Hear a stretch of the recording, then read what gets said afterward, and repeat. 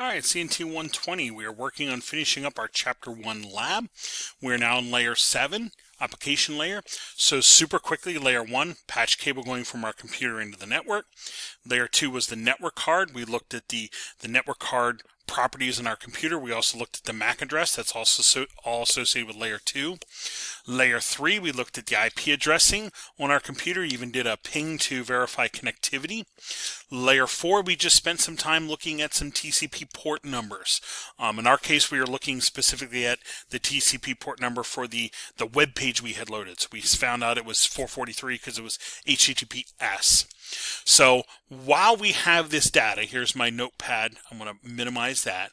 Here was the packet we were just looking at. I left it open. If by chance you closed it, just reopen that application data one. Okay. I'm going to close all my headers up here, and we now want to look at here. What are the header fields? So I'm going to. This says look in the middle window. If you highlighted the packet here, I'd be looking at this window here. But if I double click on it, open it up, I'm going to look at this area here. I'm going to close all the headers, and we want to try to identify the header for layer 2, 3, 4, and 7.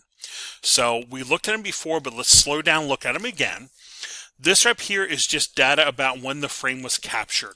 Okay, that is just basically the data of this particular packet of data we are looking at. Okay, here is the first header, Ethernet header. If I open that up, I will see it's the source MAC address and destination MAC address, and most likely this is the MAC address of my computer. Okay, and if I did a quick check, ipconfig/all, if I can type correctly, I'll look at my MAC address real quickly. And I'll see, here's my Ethernet 3. It ends in 283DCB. 283DCB, yep. This is a packet coming from, this looks like probably the firewall in the network, to my computer. So this is the Ethernet header. This would be the layer 2 header. All right, I'm going to open my notepad right now, and we're going to do layer 7 part of the lab, and we are going to look at, I have to get rid of the layer 7, and we're going to look at our header fields. And my layer 2, as we see here, is the Ethernet header, because it has the MAC addresses in it. And I'm just putting that little note there. If I look at the lab, let me look at the lab directions here with you real quick. We need to indicate what the header field is for layer 2, 3, 4, and 7, okay? So I'm going to put there layer 2 Ethernet header, but I'm going to add some extra info. You might want to too, that might help with your putting some pieces together. So that was my Ethernet header, and it has the source and destination MAC address. I'm going to close that. I'm going to open the next header. The next header right here is IP version 4. This is my layer 3 header. So I'm going to come over to my notepad again. I'll put layer 3, and this is my IP version 4 header, or IP version 4. This contains the IP address of source and destination. So if I take a look in here, there's a lot more header fields. Version 4, header length. These are here for quality of service. This is here for fragmentation, if the packet needs to be fragmented. I'll see protocol inside is TCP. That'll be the next header we see. If I come down here at the end, we see the source address and destination address. Source coming from that web server, destination coming to my PC, 10107. So if I look here at my command prompt, 10107. Yep, that's coming to my PC. Okay.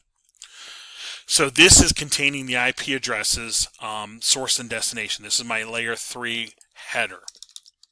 All right, I'm going to close that header, and layer 4 is my TCP header. So I'm going to come over here. I'm going to say layer 4, and this is my TCP header, which is going to contain the TCP port numbers. Okay, so as I take a look, here's the source port coming from the web server to me, 54715. That's coming to my browser. Most likely, that specific tab of my browser. These are all fields to keep track of. This is byte 1 of 1,000, byte 2 of 1,000, and so forth, to make sure all the pieces get there. That's what all of these fields are for the reliability of things. So there is my TCP header. I will close that. My last header in this case is the transport layer security, but I'm going to open that. What I see is it's actually HTTP data. Okay, so over here I'm going to put layer 7. This is actually my HTTP, but I'm going to put /HTTPS because that's what I'm actually finding. This is containing my application layer data. That's what this is containing.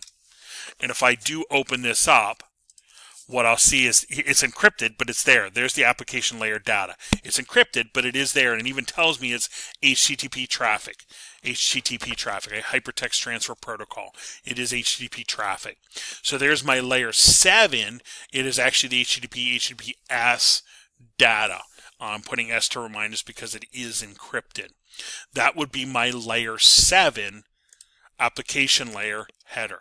So there's my layer 2, 3, 4, and 7.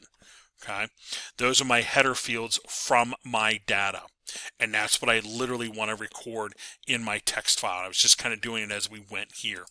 I'll save that. And there's my layer 2 Ethernet, layer 3 IP, layer 4 TCP, layer 7 HTTP or HTTPS because we found an encrypted packet. All right. So now at this point, I kind of make sure, here's a reminder of everything we just got done talking about. That might be a good read or review for you. And then down here, a reminder to make sure I have all the pieces, which is always a good idea. I'll go back here to the beginning. I'll make sure layer 2 ipconfig results, yep. Netstat results, yep. Here's my ipconfig all for layer 3. Here's my ping, ipconfig all ping. Here's my TCP port number, and then here's my layers, my application layer, my header fields from the HTTP Wireshark capture. There's all my header fields. So at this point, I would save this file, make sure it's saved, and let me close this out. I can close the Wireshark out at this point.